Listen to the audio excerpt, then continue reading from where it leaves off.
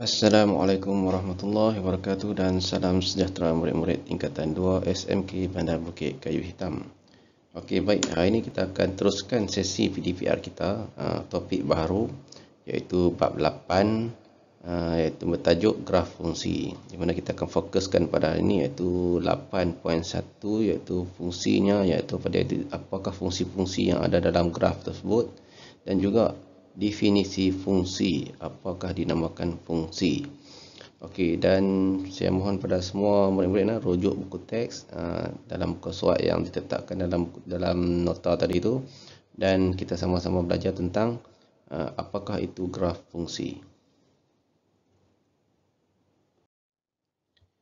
Okey, baik murid-murid, kita tengok dalam muka surat tu, dalam untuk graf fungsi ni, kita tengok yang situ berkaitan dengan standard pembelajaran kita, iaitu menerangkan maksud fungsi itu apa dia, definisi fungsi itu. Okey, jadi untuk di sini kita akan rujuk pada buku teks kamu, di mana gambar rajah yang ada tu kamu tengok. Okey, gambar rajah sini kita nak tengok yang manakah dinamakan fungsi itu, apa kaitan fungsi itu. Okey, pertama sekali mesti kamu pernah tengok perkataan input dan output, di mana benda-benda ni adalah benda yang asas dalam sesuatu pengiraan. Sebelum kita dapat jawapan, dinamakan input, kita masukkan kalkulator lah. Contoh kalkulator tu kita masukkan nilai ni, dan keluar jawapan lagi, dia akan keluar jawapan ni lah. Contohnya kita masuk 64, kita tekan punca kuasa 3 64, kita akan dapat 4, sama dengan 27. Punca kuasa 3 27, kita akan dapat output dia adalah 3. Okey, ini untuk jadual A. Dan jadual B dia gunakan konsep kuasa 3, yang ni punca lah, yang ni kuasa 3. Jadi dia masuk inputnya 2 kuasa 3, maka kita akan dapat 8. Dan seterusnya lah, kita akan buat dapat ada punya jawapan yang di bawah ni. Jadi kamu boleh try, di rumah boleh try, ambil kalkulator, senang yang ni, macam kita buat bawah ni juga. Ambil kalkulator, tekan simbol punca kuasa 3, shift, tekan punca kuasa 2, dia akan naik simbol kuasa 3 lah. Tekan nilai di sebelah sini, kita akan dapatlah nilai untuk output dia. Okey, jadi untuk jadual A dan jadual B ni, dia ada fungsi dia lah. Kalau dia jadual A dan jadual B, kita boleh buat sebagai ada kaitan antara kedua-dua ni. Macam mana kaitannya tu? Okey, kita tengok di sini lah.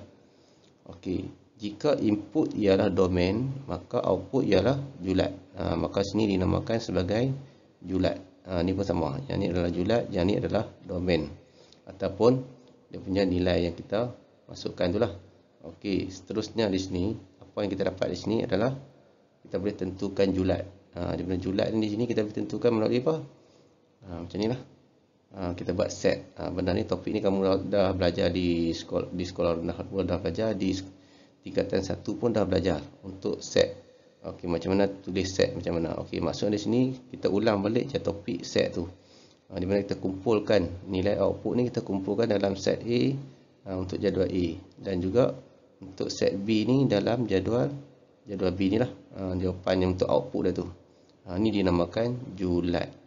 Julat dia antara mana? 64, 27, 0, 1/8, 1/125 untuk set A. Dan set B adalah julat dia adalah 2, 3, 5, 7 dan 10. Ini untuk situasi kalau ada bagi jadual macam ni lah.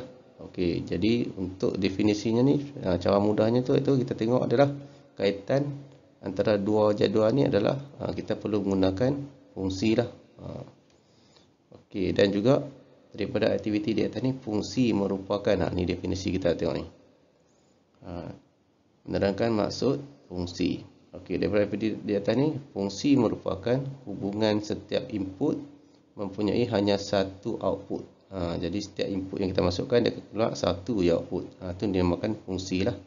Sebab tu kalkulator dia, bila kita masukkan nilai, dia keluar nilai yang output dia satu je.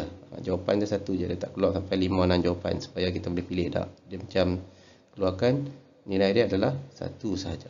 Okey, itu menunjukkan fungsi ni merupakan hubungan. Hubungan, kita akan belajar hubungan ni. Setiap input ni kita masukkan input, dia akan keluar satu output saja. Walaupun kita masuk 10 tambah 5 tambah 6 tambah 10, tetap output dia akan keluar satu juga. Okey, ini dari segi definisi. Saya harap ni kamu dah boleh faham lah definisi apa itu fungsi. Merupakan hubungan input dan output. Okey, selesai untuk definisi. Okey, seterusnya kita akan tengok terdapat dua jenis hubungan yang menghasilkan fungsi. Ada dua je untuk menghasilkan fungsi dan ada juga dua yang tidak menghasilkan fungsi. Okey, kita tengok yang dua yang hasilkan fungsi ni macam mana. Yang pertama, hubungan satu kepada satu. Okey, benda ni itu contoh di sinilah dia bagi unit. Jarak dia kilometer, isi padu dia mililiter, harga dia adalah RM. Ini adalah hubungan satu kepada satu. Di mana nilai input dia masuk jarak, dia akan terus keluar dia punya output dia adalah kilometer lah. Dia tak boleh masuk jarak tiba-tiba keluar mililiter. Tak boleh. Dia sebab ni hubungan dia satu kepada satu baru dia keluarkan fungsi lah. Baru kita boleh baca graf tu. Maksud dia berapa jarak dia dah pergi dan berapa kilometer dia dah kaitan dengan dia lah. Jarak tu berkaitan dengan kilometer, meter, sentimeter. Okey, ini maksudnya fungsi yang ada pada jarak ni, dia akan mengeluarkan jawapannya adalah dalam bentuk jarak jugalah, nilai jarak tu. Okey, isi padu dia akan keluar nilai isi padu. Dan harga mesti berkaitan dengan ringgit ataupun sebarang nilai yang berharga lah. Okey, itu yang pertama, hubungan satu kepada satu yang boleh menghasilkan fungsi. Okey, yang kedua, hubungan banyak kepada satu. Di mana contoh di sini kita ambil contoh arnab, lembu, kuda. Semua ni adalah kategori haiwan. Tabiat makanannya adalah herbivore lah. Herbivore ni maksudnya dia makan apa? Dia makan tumbuhan. Okey, ini menunjukkan hubungan banyak kepada satu, sebuah fokus kepada satu. Jadi fungsinya di sini kita boleh buat ni, iaitu kaitannya adalah fungsi di sini kita nak menceritakan tentang haiwan herbivore lah. Maka arnab, lembu ini adalah kategori herbivore. Okey, ini banyaklah, banyak kepada satu. Yang ni satu, setiap orang dia ada pasangan dia. Macam ni pun dia ada pasangan, tapi pasangan dia adalah banyak kepada satu. Okey, macam mana kita nak buat set dia? Nanti kita tengok dia punya contoh nanti ke depan. Okey, yang kedua kita tengok dua jenis hubungannya bukan fungsi lah. Ni yang bukan. Tadi fungsi yang kita boleh hasilkan fungsi, ni bukan fungsi. Di mana dia ada juga satu kepada banyak. Tadi apa? Yang boleh buat fungsi dia adalah banyak kepada satu kan. Yang ni yang tak boleh, yang bukan fungsi adalah satu kepada banyak. Contohnya Ranian dia suka subjek sains dan matematik saja. Bahasa Inggeris tak suka. Jannah dia suka bahasa Inggeris. Yang sains dan matematik dia tak suka. Ini merupakan kita nak buat dia punya fungsi dia. Dia bukan fungsi lah, hubungan dia bukan fungsi. Dia boleh dapat nilai tapi dia bukan fungsi. Okey, seterusnya. Hubungan banyak kepada banyak. Okey, hubungan banyak itu kenderaan yang dinaiki ke sekolah. Macam contoh virus, semua ni banyak. Yang ni pun banyak. Jadi dia bersilang-silang. Maksud dia masing-masing dia ada dia punya pasangan dia lah. Cuma di sini kita merujuk kepada banyak kepada banyak. Jadi situasi sini pun dikategori sebagai jenis hubungan yang bukan fungsi. Okey, seterusnya. Kita tengok pula hubungan. Ni nak tahu hubungan ni. Yang tadi kita tengok set A, set B tu. Okey, hubungan ialah padanan unsur daripada set A dan set B. Yang mula tengok jadual A, jadual B tadi. Hubungan ni dapat diwakili dengan menggunakan. Okey, ni yang kita nak belajar ni. Dia boleh menggunakan yang pertama, gambar rajah, anak, panah. Di mana gambar rajah ni macam mana? Macam kita lukis tadi lah. Ada set A, set B. Kita bubuh isi semua set dalam ni dan cari pasangan dia. Pasangan dia mesti selari lah. Maksudnya kosong dia akan pergi dengan satu. Ini maksudnya tambah satu, kosong tambah satu dapat satu, satu tambah satu dapat dua, dua tambah satu dapat tiga, tiga tambah satu dapat empat, lima tambah satu dapat enam. Ini dia punya rajah anak panah. Dari segi yang kedua kita boleh tunjuk dari segi graf. Ini kita akan lukis. Kita akan lukis, maka dia akan nampak garisan straight line lah. Maksudnya pasangan dia 01. Okey, 01. Maksudnya sinilah titik dah permulaan. Lepas tu 1 2. Ambil 1, ambil 2 sini tanda. 2 3. 3 4. 4 5 tak ada lah. Okey, jadi ambil 5 tu. 5 6. Okey, jadi kita buat ambil baris, kita sambung ke titik-titik ni, kita akan dapat satu garis lurus ni yang dikatakan hubungan satu kepada satu lah. Okey, maksudnya dia selari. Okey, pasangan tertib dia yang ni lah. Yang set tu kita yang tulis tadi tu. Maksudnya di sini P ni adalah 01 ni. Benda ni kamu dah belajar dalam koordinat. Yang mana depan, yang mana belakang ni. Okey, yang depan ni adalah X, yang ni adalah Y, nilai Y. Jadi 01 ni 0 nilai X, Y ni adalah 1 lah macam ni lah. Susunan dia, pasangan tertib dia, pasangan dia masing-masing. Okey, dan juga yang ni merupakan fungsi satu kepada 1. Okey, dan seterusnya kita tengok dulu cara nak tulis dia dalam bentuk fungsi. Tahukah anda ni, X ni memetakan ke Fx. Maksudnya di sini, yang sebelah sini adalah X. Boleh ubah lah. Dan juga sini fungsi dia. Okey, jadi hubungan di atas ialah fungsi tolak 1 lah. Jadi 6 tolak 1 dapat 5. Jadi X tolak 1 lah, fungsi dia boleh tulis macam ni ataupun macam ni. Biasanya kita akan tulis macam ni lah. F kurungan, fungsi ni kurungan, dan juga X tu, dan juga sama dengan X tolak 1 lah. Maksudnya sini 6 tolak 1 dapat 5, 5 tolak 1 dapat 4, 4 tolak 1 dapat 3. Macam tadi ni 0 tambah 1. Jadi X tambah 1 lah maksudnya ni. Jadi ini untuk maklumat tambahan sajalah, untuk kita tulis macam mana nanti. Okey, seterusnya kita nak kena pasti hubungan yang macam tadi juga, tapi ini untuk fungsi banyak kepada 1. Ini yang dikata boleh berfungsi lah. Yang ini boleh menyebabkan nilai ada bentuk hubungan fungsi yang berfungsi lah, iaitu fungsi banyak kepada 1. Okey, macam mana kita huraikan dalam bentuk anak panah? Macam tadi lah, herbivore tadi, yang lembu tadi tu, lembu, kuda tadi tu, dia kategori herbivore. Jadi macam ni, dalam bentuk nombor macam ni lah. P dengan Q ni hubungan dia macam mana? Iaitu gandaan lah. 6 darab berapa? 6 bahagi 3 dapat 3. 6 bahagi apa? 6 kali 3 kali 2 dapat 6.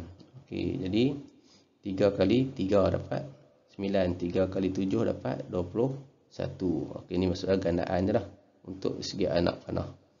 Okey, semua boleh dibahagi ataupun didarab dengan 3. Okey, seterusnya dalam bentuk graf dia akan dapat macam ni lah. Graf yang selari juga, straight line. Tadi yang macam tadi, untuk 1 dengan 1 ni biasanya dia akan dapat bentuk dia ke atas. Tapi untuk yang kali ni dia akan dapat bentuk dia mendatar ataupun mengufuk. Okey, seterusnya dari segi pasangan tertib dia macam tadi juga. 6 ni dia boleh pasangan dia dengan 3 lah. 6 dengan 3, 9 dengan 3, 21 dengan 3. Maksudnya sini lah. 6 dulu, baru 3. Tanda 1. 9, 3. Dan 21, 3. Dan ambil kembali kita garis. Maksudnya kita akan dapat satu garisan mengufuk. Okey, itu yang kedua lah. Okey, yang ketiga pula hubungan ni pula tengok 1 kepada banyak. Tadi tu banyak kepada 1. Yang ni kita yang dikatakan bukan fungsi. Okey, maksud dia rajah anak panah dia sama juga konsep dia. Macam tadi, tetap dia akan boleh buat graf juga. Cuma graf dia akan jadi macam ni lah. Dia akan dapat bentuk macam tadi lah. Bentuk dia mungkin akan macam sikit, dia ada lengkok dan lain sikit. Maksud tu yang dikatakan dia bukan fungsi. Dan juga pasangan dia boleh juga dapat pasangan macam biasalah. Pasangan dia kita ambil macam biasalah. 3 ni dia mana garisan nombor dia?